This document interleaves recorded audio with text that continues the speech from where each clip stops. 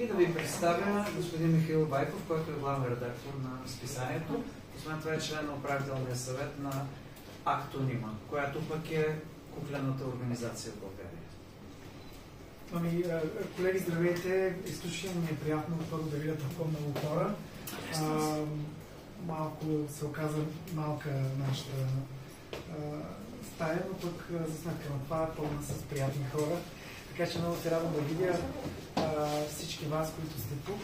Причината за това да се съберем днес е да представим последните броеве на списание Куклак, които излязоха през последните години, които поради различни причини, най-често пандемични, не успяхме да направим техните премиери, но заедно с това, както знаете, по традиция гледаме представянията на списанията винаги да са на фестивали и в случая фестивалът Дни на куклите е